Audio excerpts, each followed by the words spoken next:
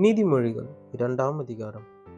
என் மகனே, நீ உன் செவியை ஞானத்திற்குச் சாய்த்து, உன் இருதயத்தை புத்திக்கு அமைய பண்ணும் பொருட்டு, நீ என் வார்த்தைகளை ஏற்றுக்கொண்டு என் கட்டளைகளை உன்னிடத்தில் பத்திரப்படுத்தி, ஞானத்தை வா என்று கூப்பிட்டு, புத்தியை சத்தமிட்டு அழைத்து, அதை வெள்ளியைப் போல் நாடி, புதையல்களை தேடுகிறது போல் தேடுவாயாக.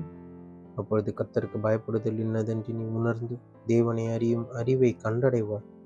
கர்த்தர் ஞானத்தை தருகிறார், அவர் வாயினின்று அறிவும் புத்தியும் வரும்.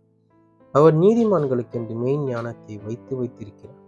உத்தமமாய் நடக்கிறவர்களுக்கு அவர் கேடகமாய் இருக்கிறார். அவர் நியாயத்தின் நெறிகளை தற்காத்து தம்முடைய பரிசுத்தவான்களின் பாதையை காப்பாற்றுகிறார். அப்பொழுது நீதியையும் நியாயத்தையும் நிதானத்தையும் சகல நல்வழிகளையும் அறிந்து கொள்வார்.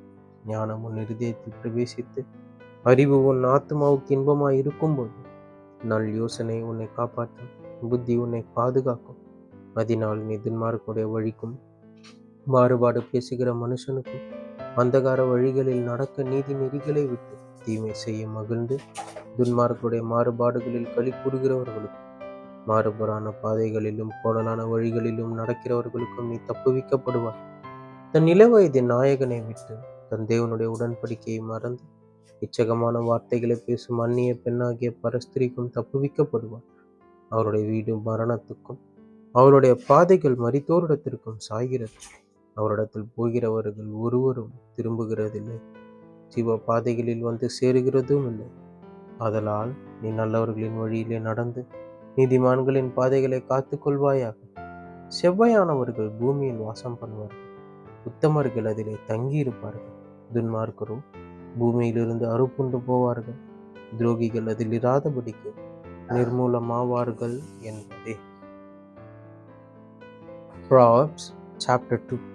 The Lord gives wisdom. My son, if thou wilt receive my words and hide my commandments with thee, so that thou incline thine ear unto wisdom and apply thine heart to understanding.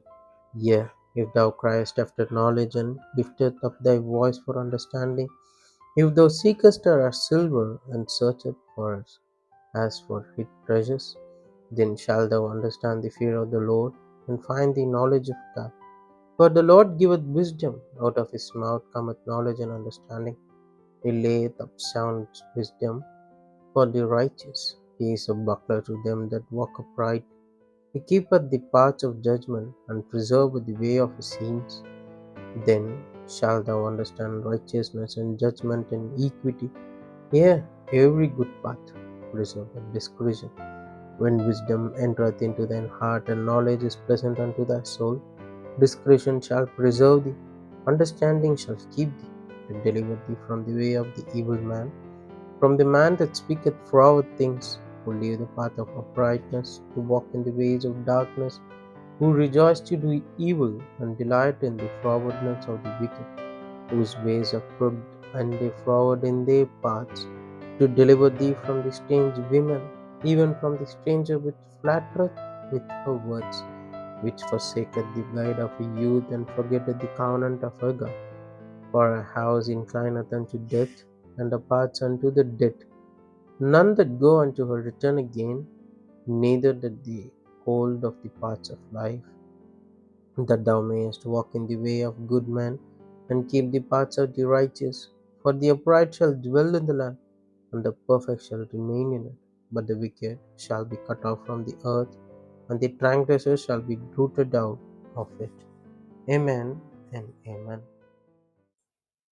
தேவனே, இந்த நாளை காண செய்திரே, உமக்கு நன்றி ஐயா.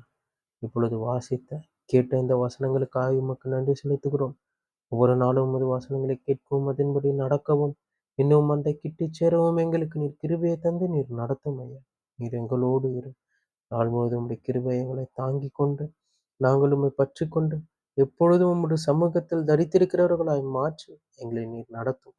நீர் ஆசீர்வதித்து காத்து பாதுகாத்து கொண்டு இயேசுவின் நாமத்தில் ஜெபிக்கிறேன் பிதாவே. ஆமீன், ஆமீன்.